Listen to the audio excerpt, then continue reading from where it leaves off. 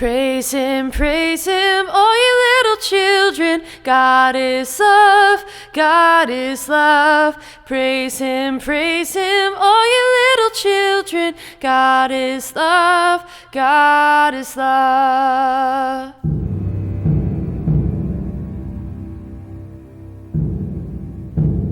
My Eternal Book, Chapter 3.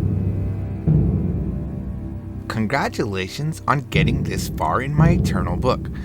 Although, actually, I have designed this book to be unstoppable. Anyone who starts reading will read till the end. This ensures no incomplete understanding of how I have designed things. The prior chapters set the record straight in free will. Before that. Some of you might think that my making the book unstoppable goes against free will. But you did choose to read the book. Therefore, I think it's only fair you read it till the end.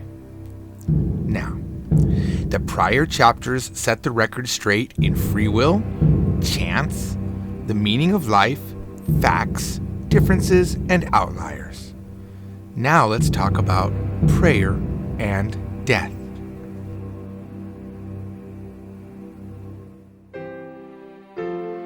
So much confusion exists about death, and those people whom have died and came back have created even more confusion by all having different stories about what they saw.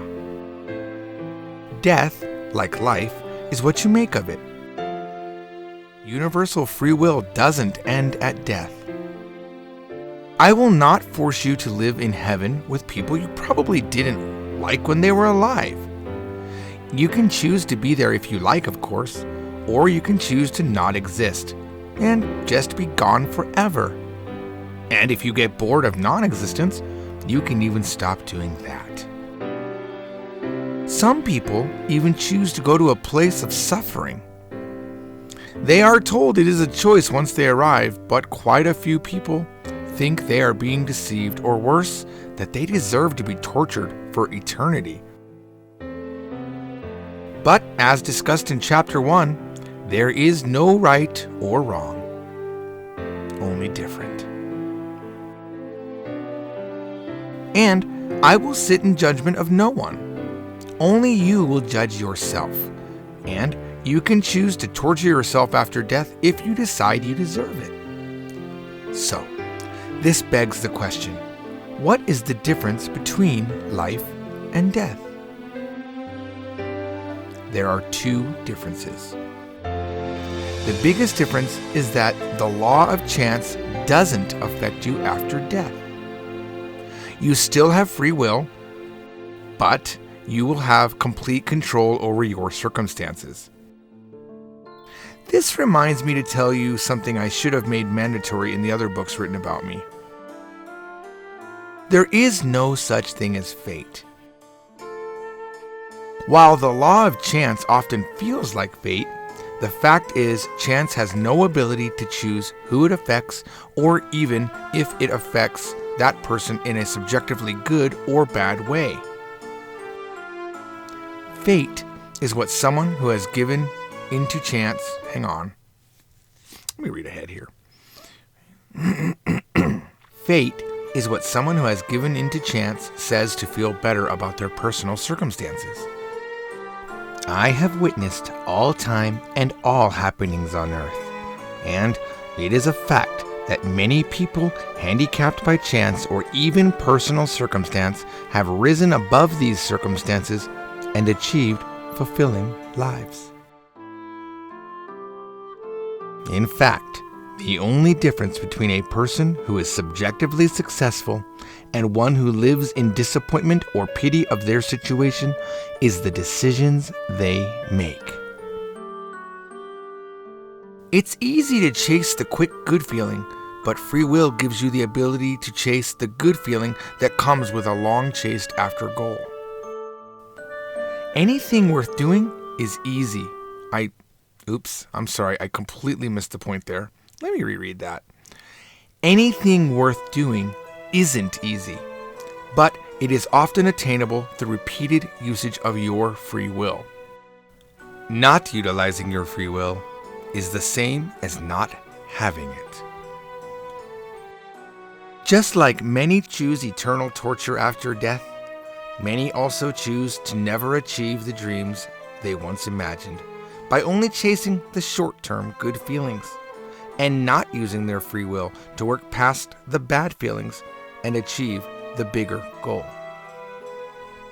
The second difference between life and death is that you will have no contact with the people that made up your family and friends during life.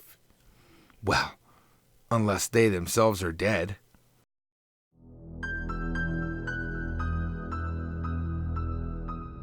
Dead.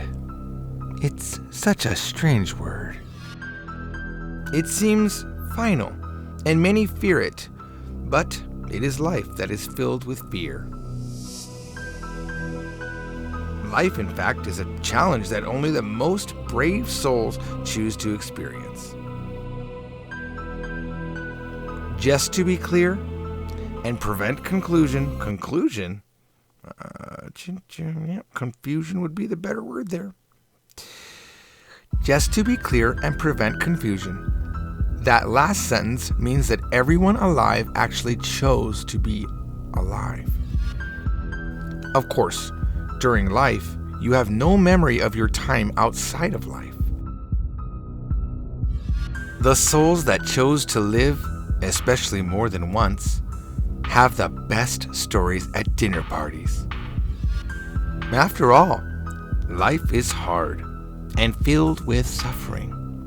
It is much easier to be dead, but universal free will gives everyone the ability to choose life.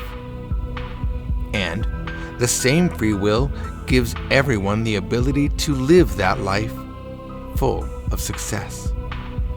Success. So many people are hung up on this word. Success, like guilt, is often something defined by the societal group you live in. Having a big house is success in some societies, yet in others, having a long neck means success. But really, success is just a feeling inside and is 100% controlled by you.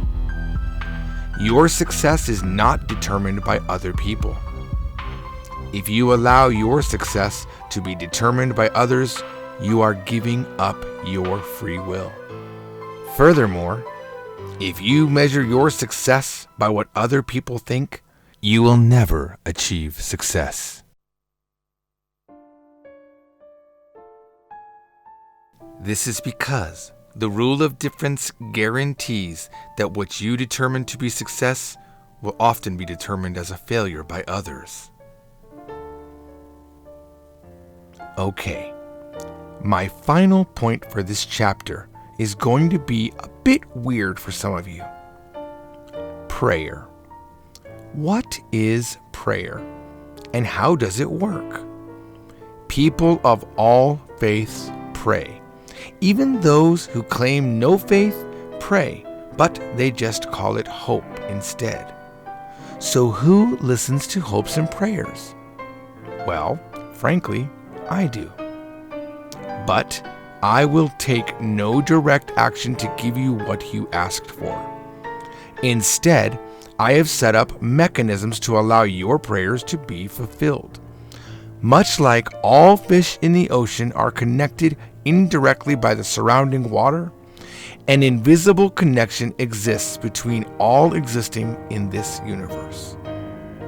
When you pray, others with a similar desire receive your prayer, and the law of chance directs them your way.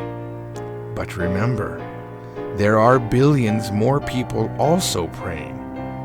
So the only way that your prayer can be fulfilled is by sending out a stronger message.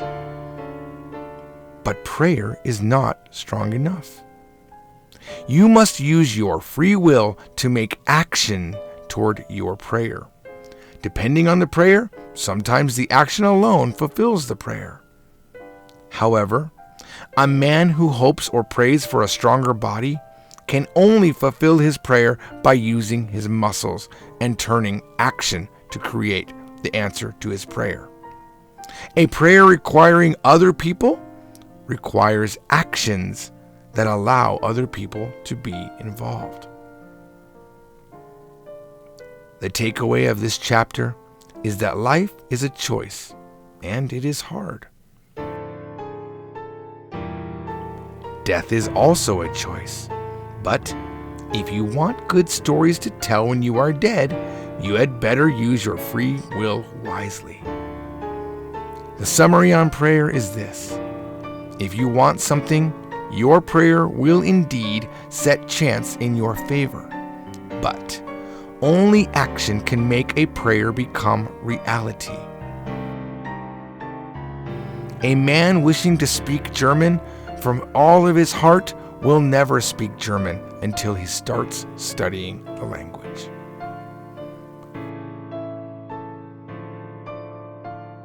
This chapter hasn't addressed prayers you make for the health or well-being of others. The law of chance often leads to outcomes that no action can fix. Even when using your free will subjectively perfectly, the results are not guaranteed. In other words, your prayers are heard but not always fulfilled. But this doesn't mean you shouldn't try.